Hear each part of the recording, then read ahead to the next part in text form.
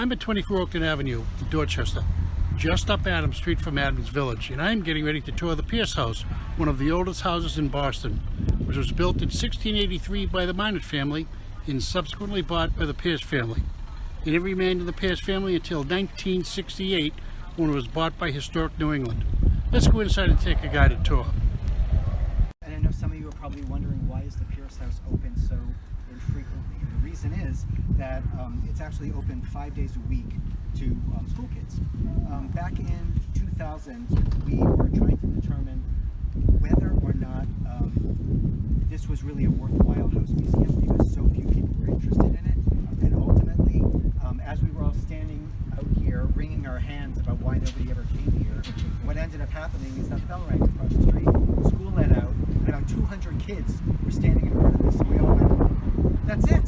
So we decided that we would take this one house that is in a densely packed neighborhood within walking distance of about 3 parochial schools and 2 public schools, and say, let's work with the teachers to develop school programs to tell the story of New England here. And it has been highly successful in the last 23 years. We bring thousands of kids through this site. We do in-school programs.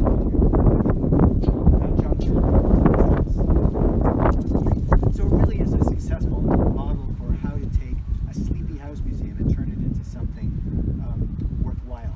What's great is that we're able to a couple days a year put it up for adults and talk to you as people who are interested in architecture, social history, and bring you through what is actually a very interesting and important surviving 17th century house. It is a house that was for years and years arguably the oldest house in Boston. For better or for worse, we did Dendrochronology research about 15 years ago, which is tree ring analysis of the oldest reigning members in the house, and found that the last tree in this house that was alive was 1682, so it was no longer arguably the 1650 house that the earlier signs had all said. For years and years, this was believed to be the Robert and Ann Pierce house.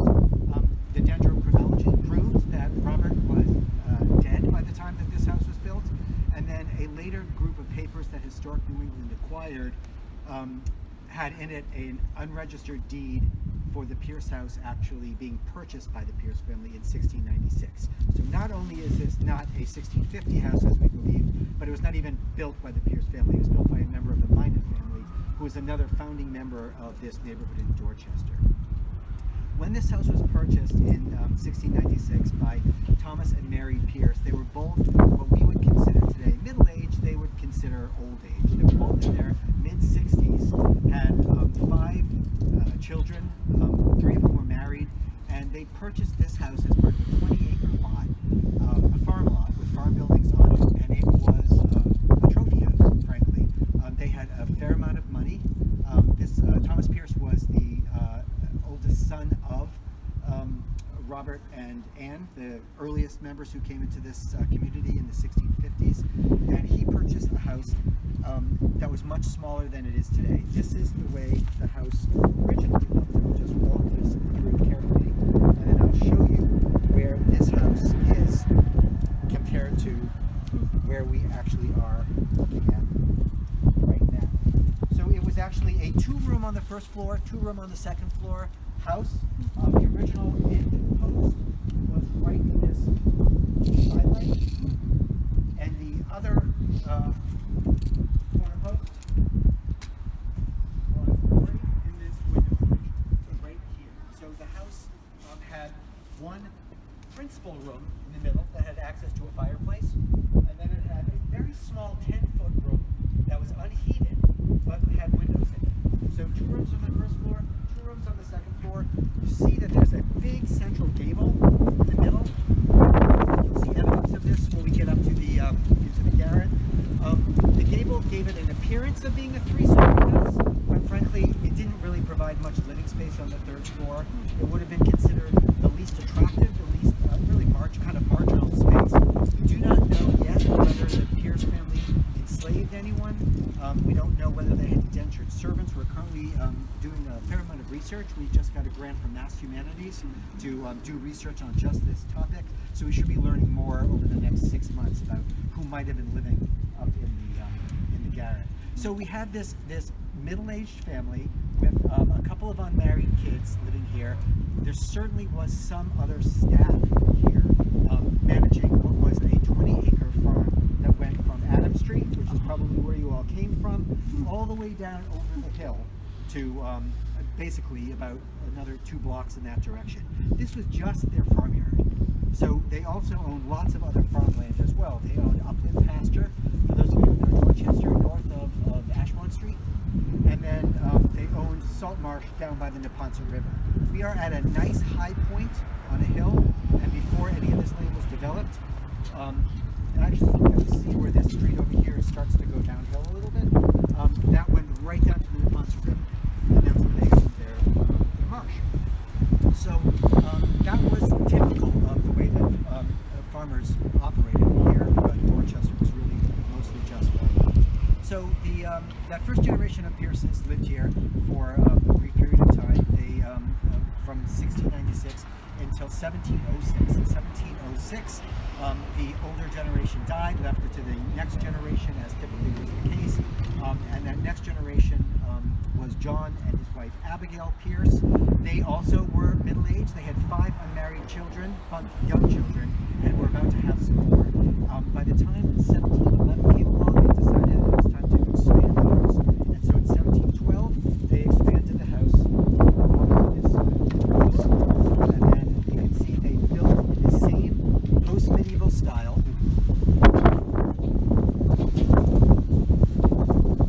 But they did not put a second gable on, because what happened is that first generation of gables, by the time that they were about 15 years old, they were terribly leaky.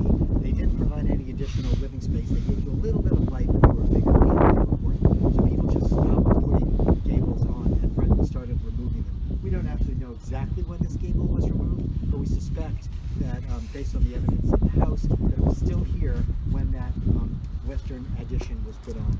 So this was a pretty fancy house when it was first constructed. The front gable projected over.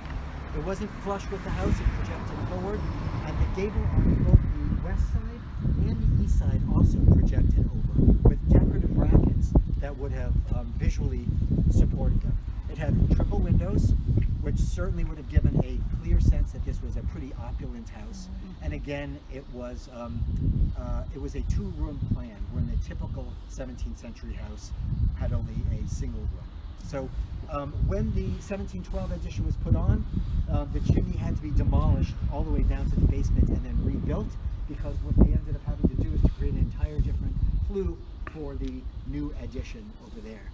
And there's some good evidence inside the house of what that 1712 chimney would have looked like.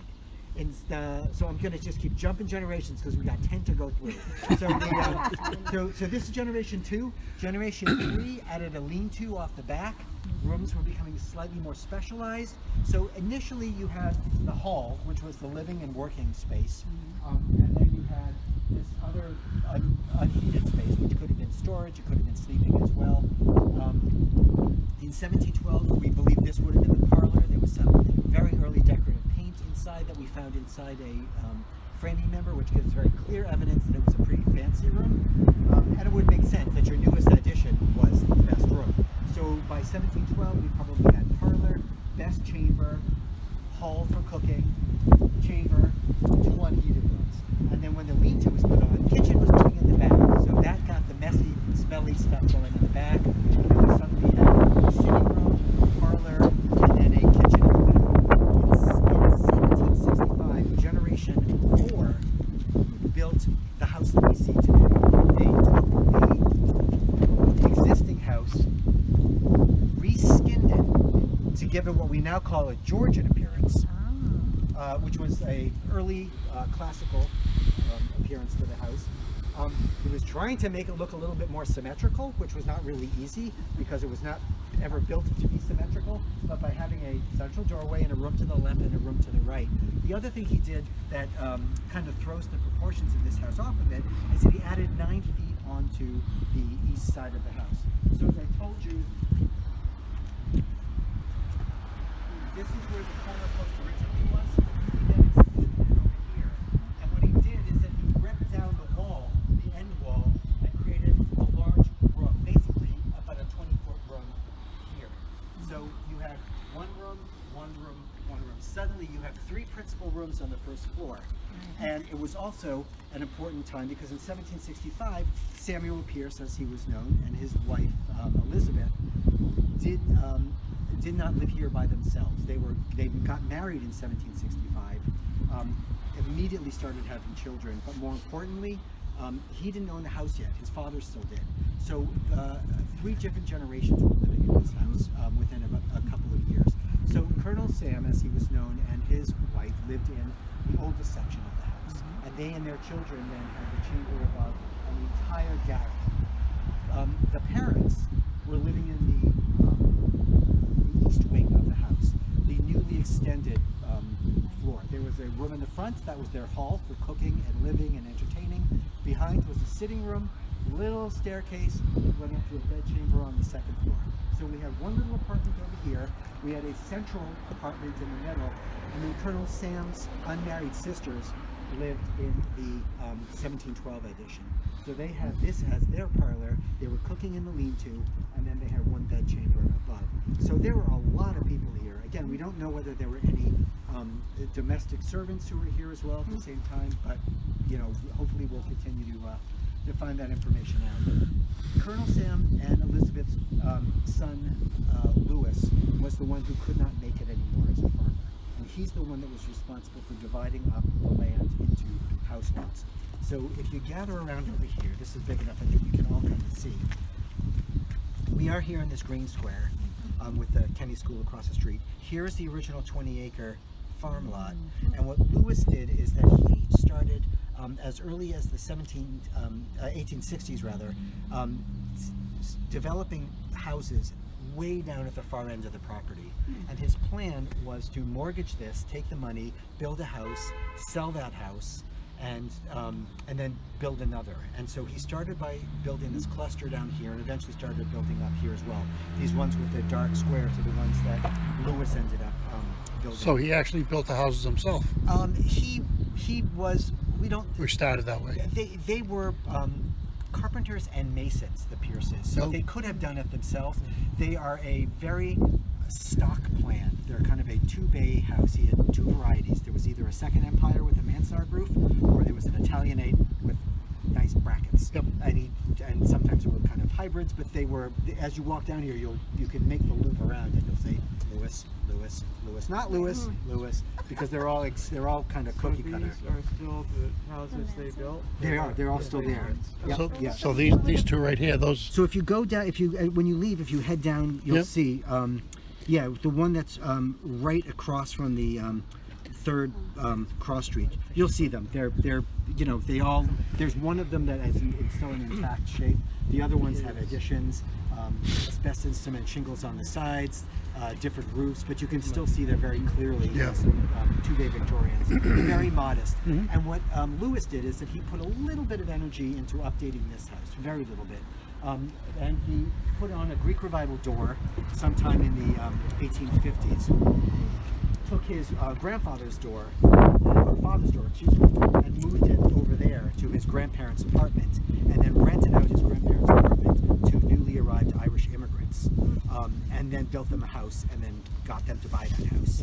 So he basically was creating his own neighborhood. He was creating his own flow for finding people to purchase these houses, and everything was going along great until he dropped dead unexpectedly, and unfortunately died at a moment when this house was mortgaged to the hilt, and the estate could not pay what they needed to, and so the house went up for auction, and the family went into panic mode at this point because the house had been in the family, what they believed was 6 generations. It was actually 5, and they were desperate to keep it. So what they ended up doing was pooling their money, buying the house back, and installing a young nephew here, and that was the point at which they started to truly take great interest in this as their family homestead. And so stories were written, poems were recited, and it was determined that at some point this would become a museum, and that was as early as the 1870s. So it's an interesting story. I'm going to fast forward to Generation 9, who decided that they wanted basically to leave Boston as we became closer to the 1960s. The kids weren't quite challenged with the school system. It was the pre-busing era, but Dorchester was starting to change already, and so they moved to Milton, which is what happened with so many people who lived in this section of Dorchester. They just basically jumped the river and headed to Milton, and sold it to the organization that is now Historic New England. So that is the quick history. What we are going to do is we are going to go through the first and second floor of the house. We're going to end up in the garret. When we go into the lean-to spaces, there are multiple opportunities to bang your head on a rusty nail. So please be careful. I'll say that to you repeatedly so that you don't knock yourself. Yeah, if you have hair or a hat, you're in better shape. I am the one that I think is probably at greatest risk in this group. And as we go through, the group is happily somewhat smaller than we expected. This was supposed to be a 16-person group, so I'm happy that it's smaller. Please feel free to ask questions. What kind of roof is this? This is just a plain old asphalt roof. Oh, okay. So it kind of comes down and then it goes out again. Okay, so what you're bringing up is a really interesting point. So the reason that it flares up at the end, which is very unusual for a colonial era house, usually the roof line came right down to the plate, which is the supporting member right above the windows. But in this particular case, it's all because of this gable. Because the gable was projecting out beyond the plate. And because of that, the tie beam that it connects to this corner projects out beyond the plate. And what Colonel Sam Pierce was concerned about, we're presuming, is that if he had cut the end of the tie beam off, that he would have compromised the tenon that was there, and the front wall might have split out. So he just basically put a little kick in. Brought the rest of the roof. And the whole rest of the roof is out to meet that. To meet that high point, Right. exactly. And we have a little model of that up on the second floor, which I'll show you. Very observant. You get 10 points for that. 10 points. Because nobody ever notices that. It's a really good feature. It's not just for looks. Yeah, I mean, you'd expect to see it soften that large a little bit later on, but not in 1765. Right. So let's head on inside.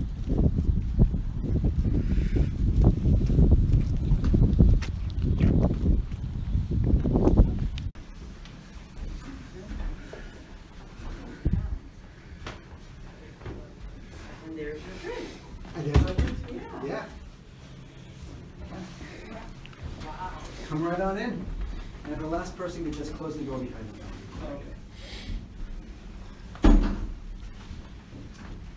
So we are standing in the hall, which was the oldest room in the house, part of the very, very first build.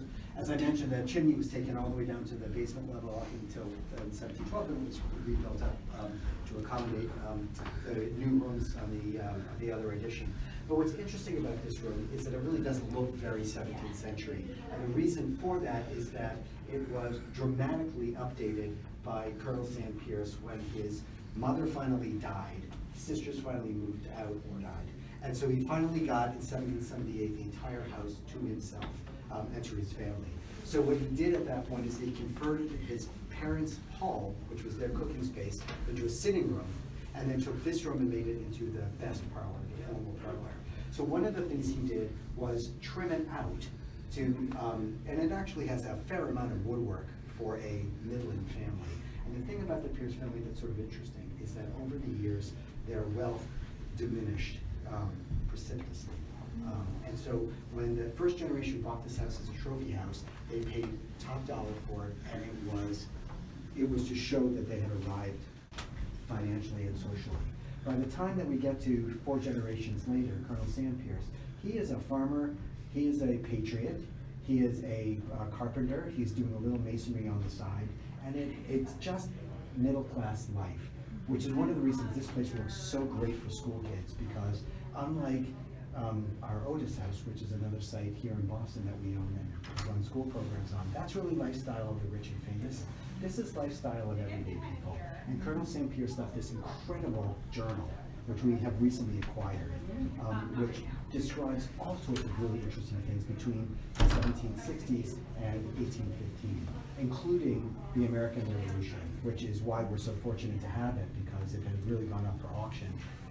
One of the Revolutionary War collectors could have taken it away from us very, very easily at auction. But the family wanted it to be with the house, so they sold it to us. But it says things like, planted my turnips, stormy weather, had a bad day at Lexington and Concord, lost many of our men, harvested my corn, worked on fortification of Dorchester Heights. So there's all this really interesting information about everyday life during this period. He also talks about framing his house, building a dairy, improving his parlor. So we have all of these dates that are associated with the improvements of this house, which is really interesting. And again, the thing that has always fascinated us is that this is not middle class woodwork. I mean, these are 8-panel doors, and it's not just one of them, but there's 1, 2, and then 3, plus lots of other things, including 2 very beautiful decorative elements called beaufats, B-E-A-U-F-A-T, from the French buffet. And it was a type of architectural feature that was designed to highlight your worldly goods. And we recently did microscopic paint analysis to figure out what the original paint colors were, and so we decided to just paint them. Colonial colors, because frankly it's just so interesting. And then our collection staff gave us some ceramics to put in there as well. So this is a pretty high-end feature, and it wasn't only one beaufat, but there were actually 2 beaufats in this room. A second one over here was later turned into a front hall coat closet because frankly there was no front hall coat closet. What was that term again you used? What? B-E-A-U-F-A-T, beaufat. Beaufat. Yep. And you see the molded shelf on the top, and there was another 2, and then a cupboard on the bottom. But what's also great is that when we recently did some weatherization, we exposed this area and put a light in here. So what you're seeing is the back side of the original 1712, so the second generation cooking fireplace that was in this room. So come take a look at this. The cooking fireplace in 1712 was much, much larger. Also, of course, the 1683 went from that pier over there probably to over here with small fires on the inside. The other interesting features of this room that survived from that first build is this summer beam, which is the principal framing member that's pretty much holding up the second floor. And what Colonel Sam did is he added this decorative trim onto the top. But what you see here that is original from 1683 is this quarter-round chamfer, which was a decorative feature for this summer beam. And you can see it also on this tie beam here, that same sort of quarter-round chamfer. And there was also one on the beam that was supporting the basically the chimney girth that was here as well. And if you look carefully, you can see that quarter-round chamfer was included in this decorative trim. Yeah. The other telltale signs of the 17th century architecture here is what's called a stop, which was the termination of the chamfer. So the chamfer didn't just end, it ended with a decorative flourish. Right, in all the corners. I was just going to mention. Exactly. So this is what's called a lamb's tongue stop, because it looks like a little bleeding lamb's tongue. And then this little diamond shape is called a pip. And what you find typically in 17th century houses is that if you have a single pip on one framing member, you find them typically on every. So it's the same motif that's used throughout the entire house. And one of the most interesting things about the house that really makes me kind of swoon every time I see it is that inside the beaufat, keep it open. Oh, sorry. I'm going to ask you all to stick your heads back and look at the back side of this framing member, because originally what separated this from the 10-foot room on the other side was simply a board wall that was right here. So the back side of this was fully trimmed. So just be careful as you look back. And most chamfers and stops and pips that you see these days have been either painted over by 600 coats of paint, or they have been restored and enhanced. This one had just a couple coats of whitewash on it, which has mostly fallen off, but it gives you an incredible opportunity to see an almost perfectly intact backside of the chamfer. The other thing that's interesting about this room that was done as part of that 1778 campaign was to build out the walls. So you see these walls are built out with window seats, which was frankly what fashionable parlors had. So by having a fancy window seat, you also lost some of the framing that was usually exposed in the room. So typically what you did when you were trying to upgrade a 17th century room, which was to hide away as much of that ancient looking stuff as you could. So by furring out the walls, by building these window seats with the fancy shutters, they were able to leave all of the frame that was visible, any posts, completely within this wall. By moving this wall and decorating it as they have, you've got, basically you just have that chamfer, but by adding that Georgian trim on the top, it makes it so fancy you don't even see it as anything other than decoration. Why he never boxed this in is a mystery, because the typical way to disguise the chamfer and the 17th century nature of the house was to simply box it. And it's not as if you lost that much headroom, but for whatever reason, he didn't, and we're delighted that that was the case. So it's an interesting space, and I guess the thing to hear about the Pierce family is that always, after that first generation, every change they made was somewhat non-traditional, quirky. They were always trying to do the right thing and trying to make things look as fashionable as they could, but at the same time, they never quite made it exactly the way that they were supposed to. And so things like the addition, the 1765 addition, that additional 9 feet that Colonel Sam put on, is really an unusual addition, partially done right, partially hack job, but it ultimately holds together. It survived. It did survive, and part of it is that instead of tying his new 9 feet onto the end of the original house, he tied it back to this point in the house, so that he was able to create a much larger space and basically make it so that even as the house deteriorated over the next couple hundred years, the house still survived happily and held up quite well. The good thing about this house is that it was wonderfully over-engineered, and so even when we had lost 2 corner posts, most of the sill and most of the studs, the house was still standing. They've all been replaced, you don't have to worry. Well, Peter, this fireplace is another example of what you're talking about, because it looks like originally it had this shape as the surround around the fireplace, and then it had a panel also with these corners. Right. But they must have wanted to have a mantel. You had to have a mantle to display your worldly goods. Blanded in there, right? Chopping off the bottom of that panel. Yeah, I try not to use the word clumsy too much, but it is the way that the Pierce family adapted, and part of it is that they understood to a certain degree from pattern books what the style was, but they were never truly able to achieve what you would have been able to achieve in a brand new house. So there are interesting Georgian features, there are interesting federal features, and then there are interesting Victorian features, all of which were layered on. Yeah, thank you, Jacob. That's a perfect example of how they just kind of made do, and because there was never quite enough money to completely remove it and rebuild this as a federal mantle, fireplace around, they just adapted. And you'll see that in the next room as well, which is a room that started in the 1600s, ended up getting updated in the 1700s. This is our one period room now, so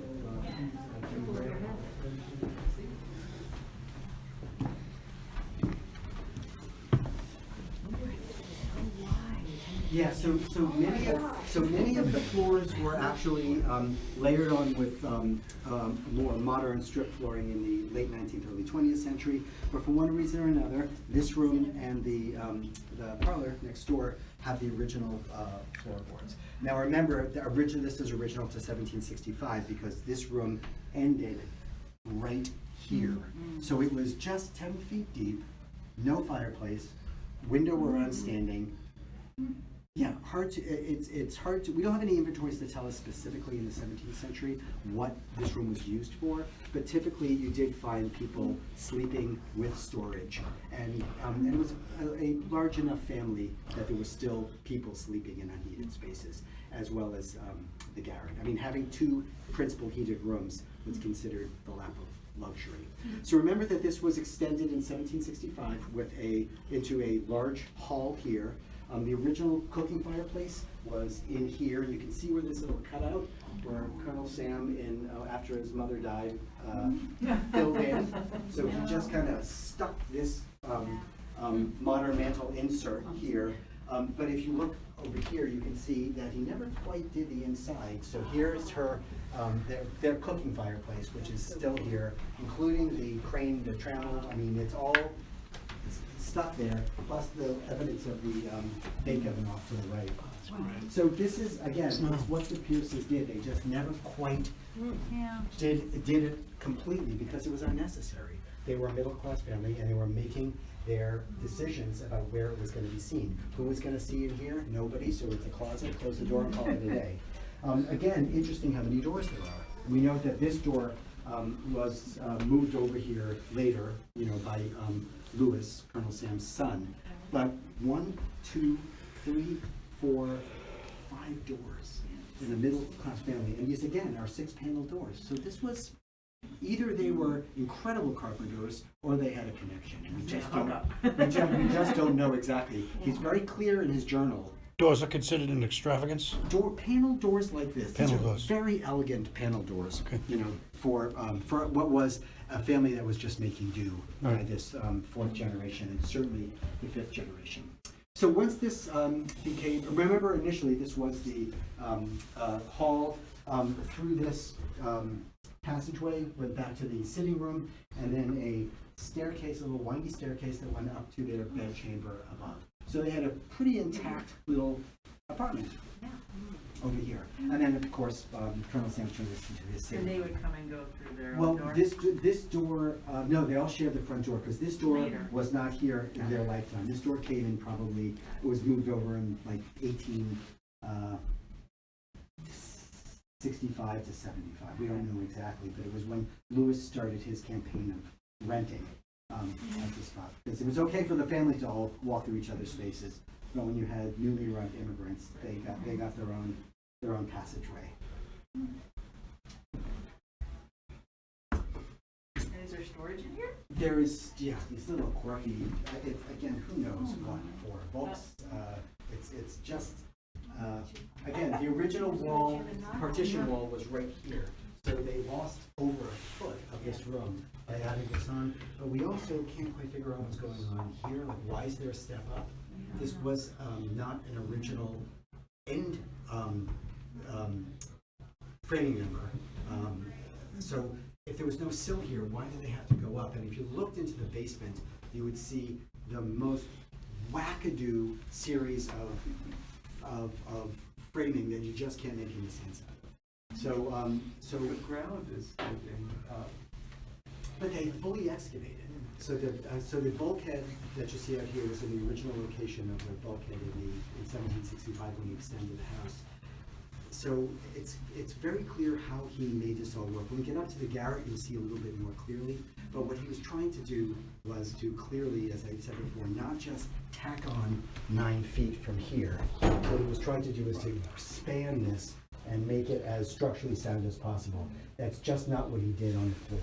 So what you see on the floor is a raised floor that gives it a pretty uniform look.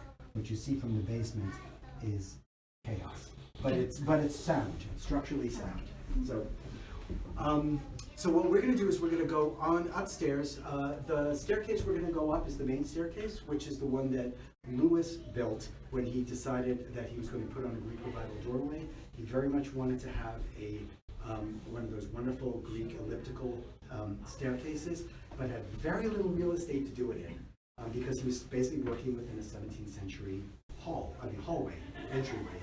And so what he ended up doing was bashing out about 2.5 feet of the chimney mass in order to get a little bit more depth, and then pounded some framing into the pockets that he had made in the chimney mass, because if this was the same time that fireplaces had already been reduced in size. So he slightly compromised the structural integrity of the fireplace, of the chimney, which we've been working on ever since, but it's all fine. When you go up the staircase, evaluate whether he was successful. He couldn't make it round in the front, but he rounded the back of it, so it gives the illusion of being somewhat elliptical. As you go up the staircase, you're going to see that the staircase looks like it is sunk a little bit, which it has. It's been reinforced, so there's nothing to worry about. But it's an interesting way of trying to put in a mid-Victorian feature into a colonial era house. And again, not done perfectly, but reasonably successful. And again, most of what Lewis did is that he put the money where he thought it was going to most be seen. So front door, front hallway, and then very little else that Lewis did. His real efforts were in land development. Why don't you step down as you go through here?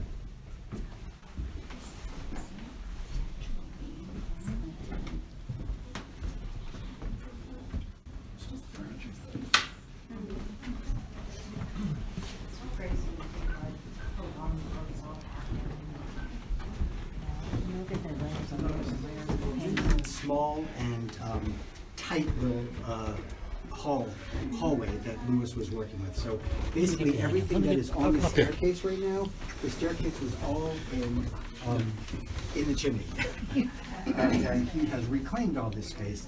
And then what's also kind of scary about what Lewis did is that when he added his new Greek Revival door surround, he just chopped the corner post off at the floor level here, because if you continue this down, you'd be right in the side light of his new doorway. So it's been boxed, it's been ignored. We have never opened it up. It seems not to be moving, but there is nothing supporting it underneath it. So it's so again, happily the house is well engineered and is not falling down. But again, this was the original corner post, and everything on this side is part of that 1712 addition. We're going to walk a little bit into that still. But otherwise, I agree with you. That's why I said earlier, it sounds very familiar. Are you part of historical union? You remember? I'm a member, yeah. No, but I think I'm old John. That's so weird. Is that what? Typical that they were home. Yeah, really. Yeah. Yep. So, so this room is, I would say, close to what the downstairs room would have looked like before the upgrades that Colonel Sandhurst did in 1778. You can see there's no window seats here, and you can see the framing is very obvious in this room. The only, and you can see also the summer beam, which has none of the decorative trim that you see downstairs. What's interesting is that the second floor is a slightly higher ceiling than the first floor, which was not unprecedented, but it certainly wasn't usual. So, and you can see also the decorative trim on these framing is exactly the same as it is downstairs. Summer beam and this tie beam, quarter round with the limestone stop and a single pin. So, so it's the same level of decoration that you had downstairs continued up to the second floor. So this is a half-size version of the post and framing section that you see right here behind me. So I'm going to take this apart just so you can see how it was all put together. Do you mind holding my rafter? If I can get this thing out. There we go.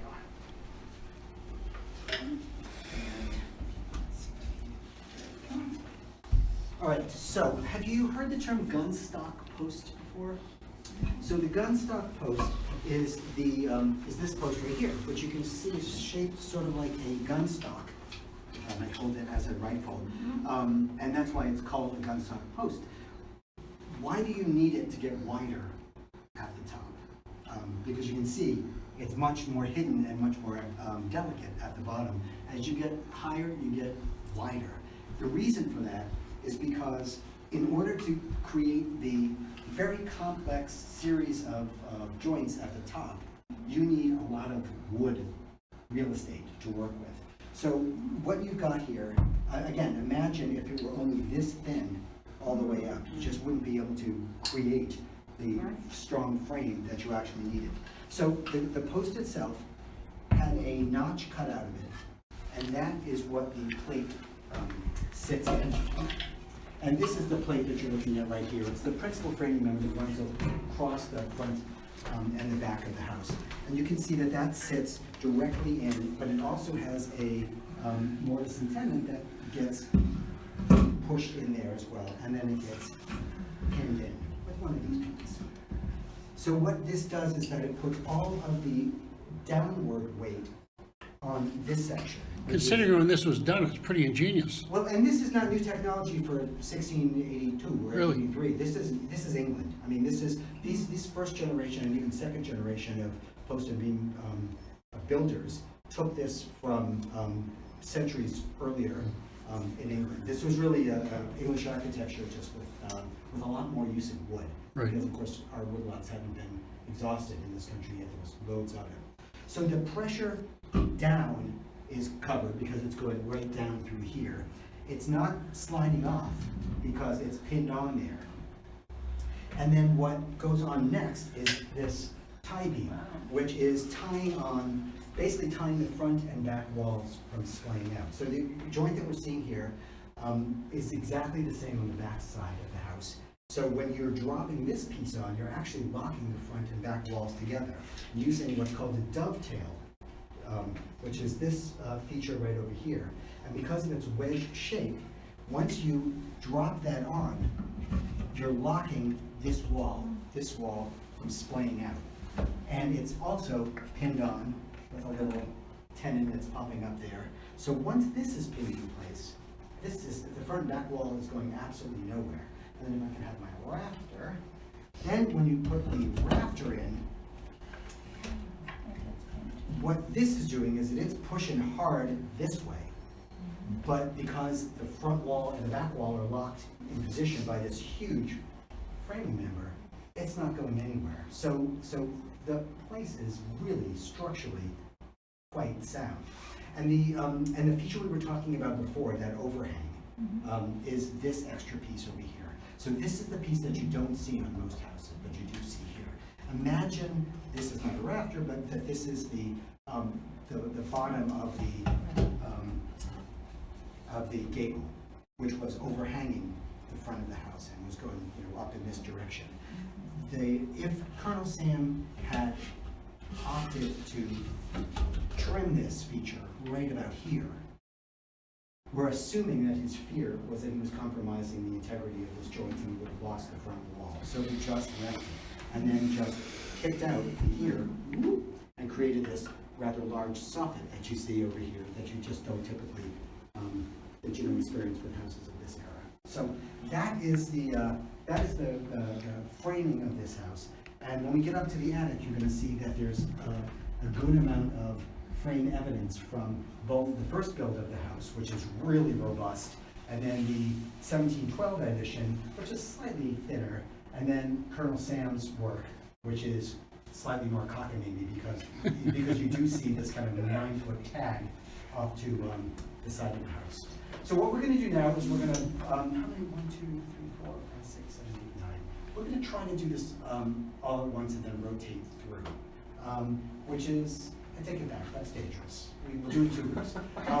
We're going to go into the attic of the lead-to, where we've got good lighting, trip hazards everywhere. We never let the kids in, just to let you know. You don't have to worry about that. But it really is very easy to whack your head and get a nail in your head. So do be super careful, and we'll just rotate through. If you're interested, you can take a peek we opened up the next room over, which is a room that we use for storage for school program materials. But for the group that's not here, coming with me, you can take a peek in the other room. And I'll take the first group open to.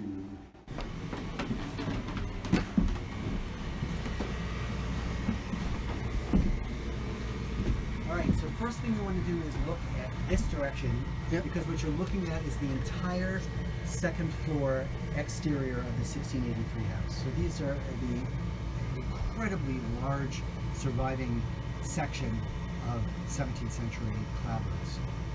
Clappers, yeah. Yeah, yep. And as you can see the insulation that was put in here, bricks first, and then plaster pushed in from the inside called nogging. But we have the entire second floor that survives because it was never removed from it would have been a waste of everything to Right. to take it down. Looking up, you can see the original 1683 roof popping over and the Watch the rafters. back side of your head. Thank you. I'd have been bleeding all over the place. Yeah. And if you look at the exterior plate, which interestingly was always exposed to a certain degree, you can see how it projects 18 inches beyond Yep. the end of the house. Here's the original corner post over here, and that's how we know that the gable on the east end overhung the plane of the house because of this plate extension. And then there is a pocket here which originally held a bracket, and the reason we know it was a bracket, not a pendant or a drop, is because there's also a pocket in the corner post which would have held that architectural feature. Right. And when you get down here to look, you can also see what Colonel Sam did with this end tie, which you can see pop it over the edge over here. Yeah. He just completely chops it off about a foot into the he basically left it where it sits on top of the corner post and holds up something, but pretty much that's it. And the big cavity that we're looking at here is the location of the 1765 chimney that Colonel Sam built to accommodate his parents. This a big diagonal right there? Excuse me? Is this a large diagonal? Yep. Yep. A brace. And the chimney is no more, and we don't have any idea why, but we do know that sometime in the 1880s or 1890s, a new stove-sized Yep. chimney was put into the this side of the When was that put up? 1880s, 1890s. So the chimney itself, this chimney was put up in 1765 and then disappears sometime during the Victorian period. Yeah. We don't know exactly why. Possibly faulty construction. It seems unlikely that somebody would have simply removed it because obviously the fireplaces remain just as decorative.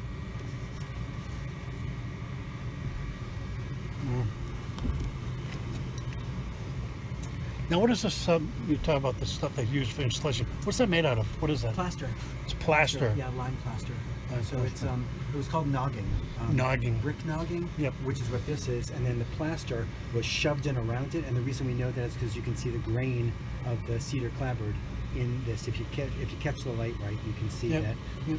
the wood clapboard was there before the plaster because it took its wood. So an amazing survivor. This whole corner. And it's been a chronic buffet for private host builders over the past couple hundred years, which is why we have the community program. We've been able to keep them at bay, but they are, as soon as the community goes up, and heat goes up, the private host builders come back in. All right, we need to get up to the garret.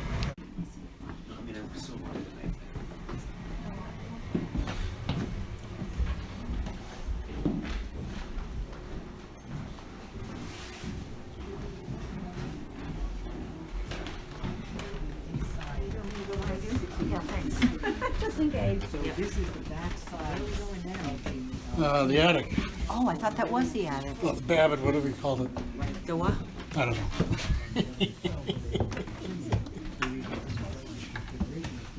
that's sticking out that again was never meant to be. So among the most interesting elements of the attic, just wait till everybody gets up here, is the evidence of the original front gable, which you can see in this great big triangle spot. And as I mentioned, that the gable didn't really give you a lot of living space. And the evidence of that is that there's a great big purlin in front of you. So, yes, there would have been more light coming in from the south, which would have been great, but it wasn't great living space. The other thing that's interesting is that all of these framing members here have all been raised. If you look at them, they're all on metal brackets. Yep. And if you look at some of the evidence, you can see originally they were about 6 inches lower. So it would have been, and you can see where the paint stopped, that's where the wood would have been. So at some point, they started using the attic in a more finished way. 2 finished rooms were added to the side, and these framing members were all raised, no longer using traditional joinery, but using metal brackets instead. And you can see some of the other framing members got used to help fill in the front gable. The other really interesting, so again, as I mentioned before, it's very clear to see where the first, second, and third builds were for this house. So follow these purlins, these horizontal framing members. Wherever you see these principal purlins here, that is the oldest part of the house. So, and of course, it was all very much a bay structure. So the first purlin was mostly the entry bay, and then a little bit of the principal hall downstairs, which also went to this section, and then another 10 feet on where you see this. Well, you can't quite see where what ends because it ends behind the wall, but that's where this section ended. And if you look right here, you can see where Colonel Sam tagged on that extra section of the house. That's enormous. It is enormous, a great big oak dovetail. So it's the same type of joint that was used to first construct this house to keep those front and back walls from splaying out.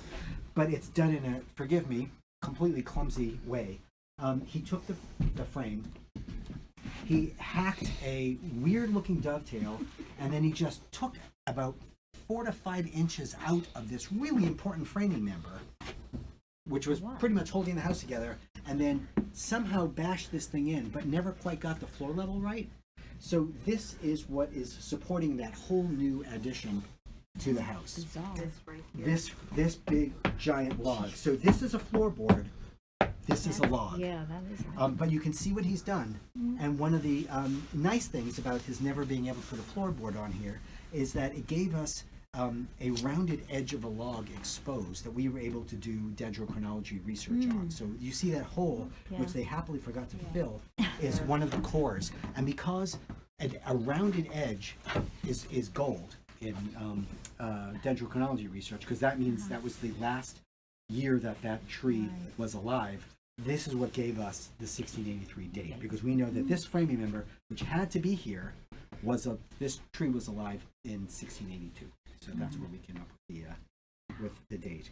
So so there are good news about not quite doing everything perfectly finished, because it does give us access to these rounded edges.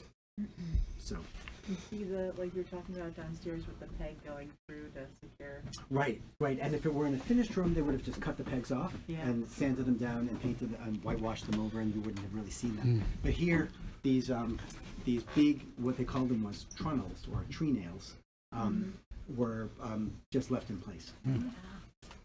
Now, what are these right here?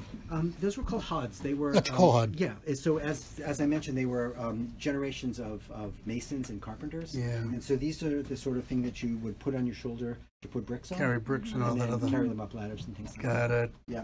Again, we've done nothing with this. It's exactly as it was in 1968, with the exception of the triple track aluminum storm windows from the 1950s that we took down. We have stored up here because you never know if you ever want to put them back up. When we got the house, it was covered with asbestos cement shingles, and it was extraordinarily mildewy. And when we decided we were going to turn this into a site for kids, you just can't have a kids museum with asbestos on the outside. So we made a very difficult decision to take it off. Now, because we are who we are, we took it off, we shrink wrapped it, and it's now sitting in a completely safe environment. So if we ever decided to reinstall the asbestos cement shingles, which I do not think we will ever What's with the radio? we have them available, as well as the triple track windows. If we so what we typically do is that we go back. If we decide to take off an exterior layer, we go back to the next layer. And so the next layer was basically the 1920s paint job, because it was about 1935 that the asbestos cement shingle salesman walked up Oakton Ave and sold everybody this new material. That meant they never had to paint their houses. They were now fireproof, and everybody bought it. So we were not the first ones to remove it, but as you walk up and down Oakton Ave and Pierce Street, which is behind us, you will see that there's plenty of asbestos cement shingles still floating around. What's the history in the radio? No idea. It was Really? came with the house. Wow. It's been there since 1968. Can we just peek in there? You can peek in there, and then we have to go back down because probably in the middle of the 18th century, and then later in the 19th century. We use this as a craft room because it's closest to the bathroom, closest to the sinks, closest to the kitchen. So we covered up the floor with this kind of floating linoleum to protect the floor underneath. And it's one of those rooms we have to repaint all the time because kids are with their heads all over the place. But it's a great, convenient, and easy room for kids, and it's as I said, it's just slightly more protected than other rooms. Let's take 1 minute to look at the kitchen, and then I'm going to start the next floor. Sorry, I'm late for that one. I see all the different. Here you see our dated collection signs. of, yeah, that's the one that Pierce family put up, Okay. which was right in the pediment over the door, which is 1640, which there was never any evidence of that. Robert and Ann Pierce did build a house in Dorchester in 1650. It just wasn't this house. It was down on Adams Street after it makes its little dog leg. So it was somewhere down there, and somehow middle of the 18th century, middle of the 19th century, that house and this house got confused, and somebody then decided that this house was the Robert and Ann Pierce house, but it was not. So that sign is a historical artifact of the days when people believed that this house was 1650. Yeah, 1640. If you look at what the Pierce family did, yeah. So It's we getting younger. it was, well, they didn't need any evidence. They just needed a good story, and they were so into their family history, which is great. Yeah, that's great. And they've been longtime visitors of the house. So what you're looking at right now is not this 1740s lean-to that we talked about. You're looking at it bumped up because at some point in the early 20th century, this whole section got lifted so that they could create a larger kitchen, later a first floor bathroom and shower. And at one point when we acquired the property, it was 3 generations again living in the house. It was another Robert and Ann Shaughnessy, not Pierce. It was Ann Pierce Shaughnessy married Robert Shaughnessy. They were here with her father, who was generation 8, living on the 2nd floor, but hiding from the children in one of those attic rooms. The room that was over here with all the water damage in it, that was really Roger's hiding place. And then there are 3 children living in this house. So, it has had a lot of Pierce family life in here over the years. And the restoration work is not done. There is an unrestored dairy in this house that we have in Colonel Sam's diary, very clear evidence of when he excavated it. It's built into the lean-to, partially underground. If you walk around the outside of the house, there's a window you can look in and you can see into the dairy. The dairy, buttery. Buttery. Okay. Buttery. He called it his dairy, but it was a partially underground whitewashed room that would have extended the dairying season because it would have been cooler in the winter and it would have extended cooler in the summer and a little bit warmer in the winter because of its underground nature. So sorry for the totally rushed ending. No, No, tour. that's I just okay. have to Thank run you. off. to Amazing. another- Thank you very You're much. incredible. Oh, You're incredible. I can't believe how knowledgeable you are. it's an important house, and But you did a beautiful tour. Oh, Thank you. thank you. I'm sorry. Thank you. I felt a little That's rushed, but it's No, That's no, great. I But think I'm- you're amazing. It was fascinating. delighted to have adults. Ah. And if you haven't checked in yet, please check in with Tori just so she can mark you as having attended. Please walk around the outside of the house, and thank you all Thank so you. much for coming. Thank you, Peter. Thank you. It's great. Thank you. These spaces shingle that we did not remove. It's in a little chain link gate so the kids can't go and lick it. When chew on it. But because it was a huge deal for us to remove the asbestos because we don't remove anything. We are preservationists and antiquarians deep in our hearts, and so take off things was hard. But we did it. We don't have to.